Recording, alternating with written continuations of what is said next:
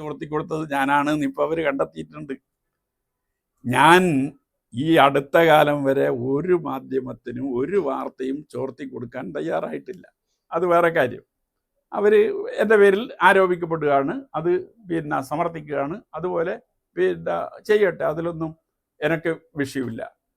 പിന്നെ കണക്ക് സംബന്ധിച്ച് കൃത്യമായി പരിശോധിച്ച് കണ്ടെത്തിയ കണക്കുകളാണ്. ഓരോ തവണയും ഓരോ കണക്കൊന്നും ഞാൻ ഉന്നയിച്ചിട്ടില്ല. എല്ലാ തവണ ഉന്നയിച്ചത് ഒരേ കണക്ക് തന്നെയാണ്. ഈ പൊതുജനവും ബഹുജനവും തമ്മിൽ വ്യത്യാസം എന്താണ്? അത് കെ രാധാകൃഷ്ണനോട് തന്നെ ചോദിക്കണം. ഇത് അവതരിപ്പിക്കുന്നു പറഞ്ഞത് ഈ പാർട്ടി അനുഭാവികൾ ബഹുജനങ്ങൾക്കിടയിൽ എന്നാണ് പറയുന്നത്. ബാക്കി ഫണ്ട് കൊടുത്താർക്കും മുന്നിൽ അവതരിപ്പിക്കൂല എന്നൊക്കെ. അല്ല, ഈ ധനരാജ് ഫണ്ട് പൊതുജനങ്ങളിൽ നിന്ന് വാങ്ങിയിട്ടില്ല അല്ലെങ്കിൽ ബഹുജനങ്ങളിൽ നിന്ന് വാങ്ങിയിട്ടില്ല എന്ന് പറയുന്നത് ശരിയല്ല. രാകേഷ് പറഞ്ഞത് പാർട്ടി മെമ്പർമാരിൽ നിന്നും സഹകരണ ജീവനക്കാരിൽ നിന്നും മാത്രമേ ഫണ്ട് പിരിച്ചുള്ളൂ എന്നുള്ളതാണ്. അത് ശരിയല്ല. അതിന് പുറത്ത് ജനങ്ങളോട് ഫണ്ട് പിരിച്ചിട്ടുണ്ട്, ധനരാജ് ഫണ്ട് പിരിച്ചിട്ടുണ്ട്. ഇന്നും മാധ്യമങ്ങൾ മുന്നിൽ കണക്ക് അവതരിപ്പിക്കാത്തത് അത് ഒരുപാട് മറച്ചു വെക്കാനുള്ളത് കൊണ്ടാണോ? തീർച്ചയായും അങ്ങനെ ഞാൻ വിശ്വസിക്കുന്നു. അപ്പം ഞാൻ ഈ പുസ്തക പ്രകാശനത്തിന് മുമ്പെങ്കിലും കണക്ക് പറയാൻ സാധിക്കുമോ എന്ന് ചോദിച്ചിരുന്നു. അതിന് പരിഹസിക്കാനാണ് രാകേഷ് തയ്യാറായത്. അതൊന്നും അയാളുടെ നിലപാട്, അങ്ങനെ ആകുന്നതിൽ തെറ്റൊന്നുമില്ല. പക്ഷേ ഇവിടെ എനിക്ക് നേരത്തെ കിട്ടിയ സൂചന, ഞാൻ ഈ പുസ്തകം ഇറക്കിയാൽ ആ പുസ്തകത്തിലെ കണക്ക് വെച്ചുകൊണ്ട് പുതിയൊരു കണക്ക് ഉണ്ടാക്കി അവതരിപ്പിക്കാനാണ് അവർ ശ്രമിക്കുന്നത് എന്നത് നേരത്തെ ഞാൻ മനസ്സിലാക്കിയിട്ടുണ്ട്.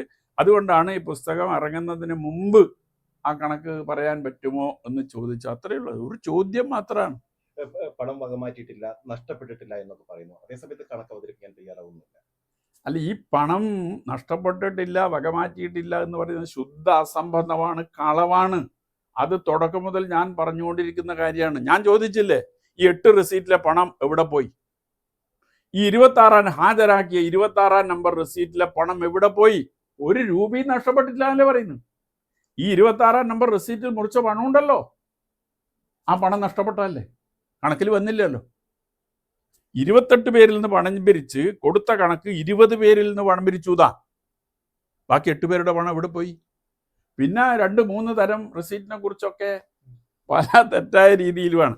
വ്യാജ റെസീറ്റ് എന്ന് പറഞ്ഞത് ഈ 1ഉം 2ഉം ഒറിജിനൽ റെസീറ്റിന് പകരമായി അടിച്ചതിനെയാണ് ഞാൻ വ്യാജ റെസീറ്റ് എന്ന് ഉപയോഗിച്ചത്. പലരും പല രീതിയിൽ വ്യാഖ്യാനിക്കുന്നുണ്ട്. മറ്റ് ഒറിജിനൽ റെസീറ്റ് തന്നെ 2 തരത്തിലാണ് അച്ചടിച്ചു. 1 ഇടതുപക്ഷ ജനാധിപത്യ മുന്നണി, 2 ഇടതുപക്ഷ ജനാധിപത്യ മുന്നണി, ചന്ദ്രക്കല്ലുള്ളതും ഉകാരുള്ളതും. ഈ 2 റെസീറ്റ് അത് ഒറിജിനൽ തന്നെയാണ്.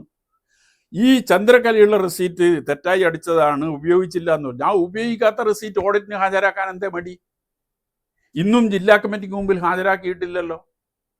ആ റെസീറ്റ് ഹാജരാക്കിയാൽ അതിലെത്ര ഫണ്ട് മുറിച്ചിട്ടുണ്ട് എന്നുള്ളത് നമുക്ക് മനസ്സിലാക്കാൻ സാധിക്കില്ലേ?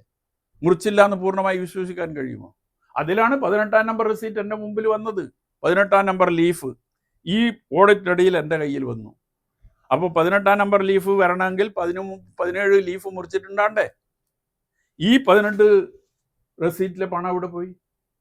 അപ്പോൾ എങ്ങനെ ഈ ഉപയോഗിച്ച റെസീറ്റ് പൂർണ്ണമായി തിരിച്ചു വരാതെ എങ്ങനെയാണ് 1 രൂപ പോലും നഷ്ടപ്പെട്ടിട്ടില്ല എന്ന് ഒരാൾക്ക് പറയാൻ സാധിക്കുന്നത്? അങ്ങനെ പറയാൻ കഴിയില്ലല്ലോ. കാരണം അത് തിരിച്ചു വന്നാൽ അതിൽ മുറിച്ചിട്ടുണ്ടോ ഇല്ലയോ എന്ന് പറയാൻ പറ്റൂ. ഇവിടെ തിരിച്ചു വന്ന മുറിച്ച റെസീറ്റിൽ തന്നെ ഒരു റെസീറ്റിൻ്റെ പണം കണക്കിൽ വന്നിട്ടില്ല. മറ്റേ റെസീറ്റിൽ 25 റെസീറ്റിൽ 19 28 3 കഴിച്ച് 25, 20 2 കഴിച്ച് 18 റെസീറ്റ് മുറിച്ചു എന്നേ പറഞ്ഞിട്ടില്ല. 25 ബാക്കി 7 റെസീറ്റ്, ഈ 8 റെസീറ്റ് ഉണ്ട്. അതങ്ങനെ തീരുമാനിച്ചത്. ആ 3 ഉദ്ദേശം ഉണ്ടായിരുന്നത്: 1 കുടുംബസഹായ ഫണ്ട് നൽകുക, 2 വീട് നിർമ്മിച്ചു കൊടുക്കുക, 3 കേസിന്റെ ചെലവുകൾ നിർവഹിക്കുക. ഇത് 3ഉം ആദ്യം തന്നെ തീരുമാനിച്ചതാണ്. ഒരു കുറ്റത്തിന് 2 തവണ ശിക്ഷിക്കാൻ കഴിയില്ല എന്ന് കൂടി അദ്ദേഹം പറയുന്നുണ്ട്. ഒരു തവണ ആരെ ശിക്ഷിച്ചു? മധുസൂദനെ ശിക്ഷിച്ചത് ധനാപഹരണത്തിനല്ല.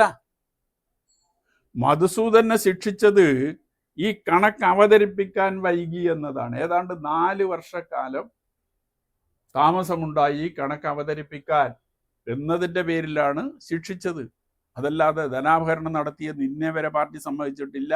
ഒരു പൈസ ഒരാളും എടുത്തിട്ടില്ല, ഒരു പൈസയും നഷ്ടപ്പെട്ടിട്ടില്ല എന്നതാണ് ഇപ്പോഴുള്ള എൻ്റെ വാദം. അതല്ല, പണം ലക്ഷക്കണക്കിന് രൂപ പാർട്ടിക്ക് നഷ്ടപ്പെട്ടിട്ടുണ്ട് എന്നതാണ് എൻ്റെ ആരോപണം. മധുസൂദനോട് വ്യക്തിപരമായുള്ള വൈരാഗ്യം തോന്നുന്നു? ഒന്നുമില്ല, ഒരു വ്യക്തിപരമായ വൈരാഗ്യമില്ല. സംഘടനാപരമായി കണിശത പുലർത്തുന്നതിൻ്റെ ഭാഗമായി വിമർശനങ്ങൾ കമ്മിറ്റിയിൽ ഉന്നയിക്കാറുണ്ട്. ആ വിമർശനങ്ങൾ വിരോധത്തിന് കാരണമാകാറുണ്ടോ എന്നത് ഞാൻ നോക്കാറേ ഇല്ല.